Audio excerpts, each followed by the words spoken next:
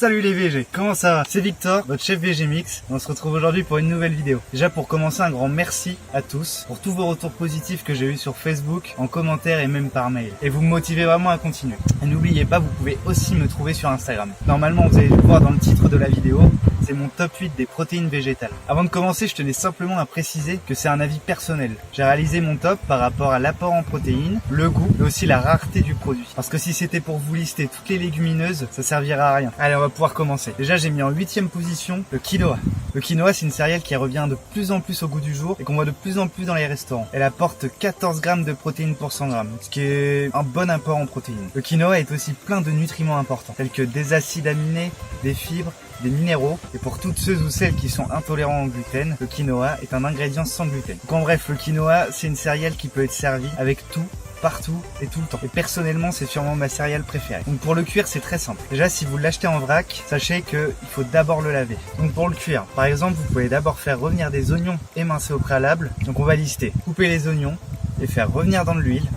Ensuite, vous ajoutez le quinoa pour le chauffer et en même temps le colorer un petit peu. Et ensuite, vous le mouillez avec de l'eau ou un bouillon de légumes. Alors pour le mouiller, c'est très simple. Vous allez mettre 1,5 fois le volume d'eau par rapport au quinoa. Le quinoa va ensuite absorber l'eau pendant la cuisson. Une fois qu'il n'y a plus d'eau, le quinoa est cuit. Enfin, normalement. C'est pour ça qu'il est toujours important de goûter. Donc s'il n'y a plus d'eau, vous goûtez. Si le quinoa manque encore un petit peu de cuisson, n'hésitez pas à rajouter de l'eau pour terminer sa cuisson. Et dès que c'est cuit, on le débarrasse. Vous pouvez aussi ajouter des herbes aromatiques ou des légumes qui rapportent de la saveur, comme la carotte par exemple. Moi personnellement, j'aimais bien mettre du romarin, du laurier et du thym. Ça a tendance à affiner le quinoa, à lui donner un petit goût un petit peu plus long en bouche. Pour moi, le quinoa, c'est la définition de simple et complet. Et en plus, ça se marie avec tout. En 7e position, j'ai décidé de mettre les graines de chia. C'est une graine qui nous vient tout droit d'Amérique centrale et qui a énormément de bienfaits. Elle est riche en antioxydants, en fibres, en oméga 3. Pour moi, c'est un indispensable à intégrer dans son alimentation végane au moins une fois par semaine. Et en plus, elle est super protéinée puisqu'elle a 17 grammes de protéines pour 100 grammes. Ces graines sont aussi excellentes pour le cœur, elles facilitent le transit, elles hydratent la peau et sont excellentes pour le cerveau grâce à tous ces oméga 3. En cuisine, on peut les utiliser sèches ou trempées. Donc le plus courant, c'est quand même de les tremper. Si vous voulez les utiliser sèches, en retour, il faudra bien boire, sinon c'est elles qui boiront le liquide de votre corps. Donc pour revenir, graines de chia trempées, on peut parfois les utiliser pour remplacer les œufs dans les préparations, seulement dans certaines recettes. Et ensuite sèches, on peut les utiliser un peu partout, à la façon des graines de pavot. Et la texture ne sera pas gélatineuse comparée à si vous les aviez trempées. Donc en simple, si vous avez bien compris, les graines de chia, on peut les ajouter dans les salades, les fruits, les yaourts, les céréales au petit déjeuner, les desserts, même parfois pour remplacer les œufs, ou simplement les saupoudrer sur tous vos plats sans exception. Ensuite en 6e position, les amandes. Les amandes font partie de la famille des oléagineux et sont trop oubliées parce qu'il y a une très forte teneur en protéines de 21 grammes pour 100 grammes. J'ai déjà entendu des problèmes de digestion par rapport aux oléagineux. Une petite astuce, si vous avez du mal à les digérer, vous pouvez les tremper pendant 4 heures et ensuite les déguster. En cuisine, il existe même de la purée d'amandes. C'est ultra protéiné et c'est super bon à tartiner ou alors à ajouter dans une recette. Dans certaines recettes, elle peut même être utilisée pour remplacer le beurre. Ajouter de la purée d'amandes dans une recette, ça apportera de l'onctuosité et de la longueur à votre plat. Vous pouvez sinon consommer l'amande crue ou alors la broyer ou la hacher pour la saupoudrer sur un plat, c'est tout aussi bon.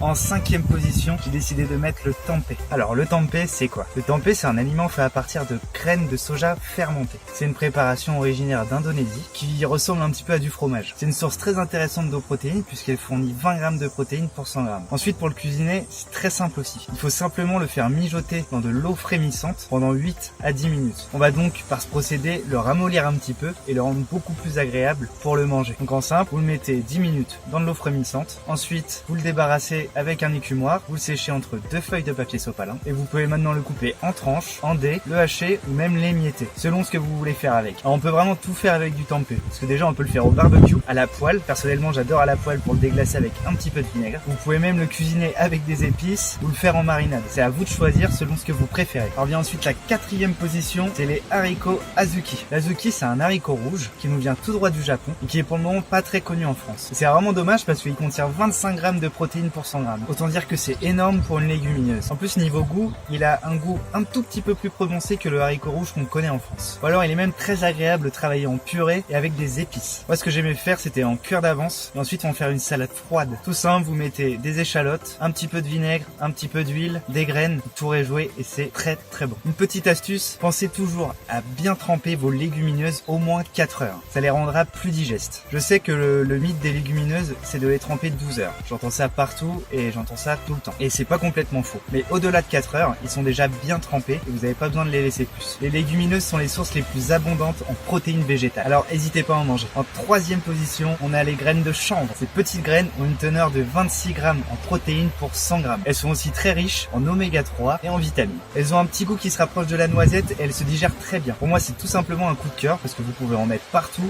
avec tout le temps, que ce soit sucré, salé. Le seul bémol, c'est que ces graines sont un petit peu chères. Alors surtout, ça doit être consommé cru et décortiqué. Si elles ne sont pas décortiquées, vous aurez un goût terreux et vraiment pas bon. Donc pour les utilisations, vous pouvez en mettre dans vos salades, vos petits déjeuners ou même dans vos préparations chaudes, juste parsemées à la fin. En deuxième position, on a l'épeautre. L'épeautre, c'est trop oublié et souvent remplacé par le riz. Alors que pourtant, il détrône facilement le riz avec ses 15 grammes de protéines pour 100 grammes. Au-delà de ça, l'épeautre est moins fade que le riz et il apporte une plus grosse sensation de satiété. En revanche, si vous l'achetez en vrac, il faudra le tremper au minimum 8 heures et il nécessite une cuisson de 50 minutes à 1 heure.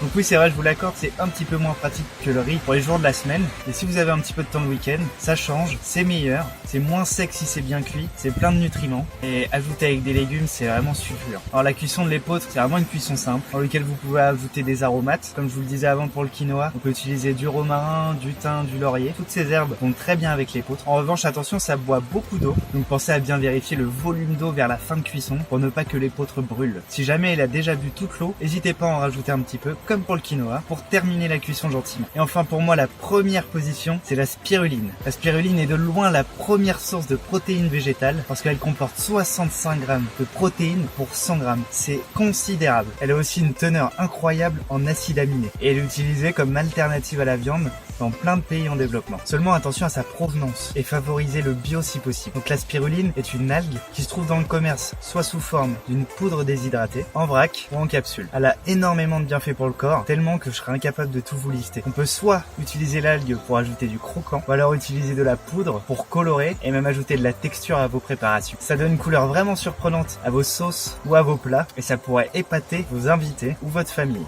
Le mieux c'est d'ajouter l'algue après cuisson pour garder toutes ses valeurs nutritionnelles. Voilà, on en a fini avec mon top 8 les VG. J'espère vous avoir appris des choses aujourd'hui et j'espère aussi que ça vous a plu. Si vous avez aimé, n'hésitez pas à liker la vidéo ou alors à vous abonner pour être au courant des prochaines vidéos qui vont sortir. Si vous avez des questions, n'hésitez pas à les mettre en commentaire, je me ferai un plaisir de répondre. Voilà les VG, c'était Victor, on se retrouve très vite pour de nouvelles vidéos. Ciao!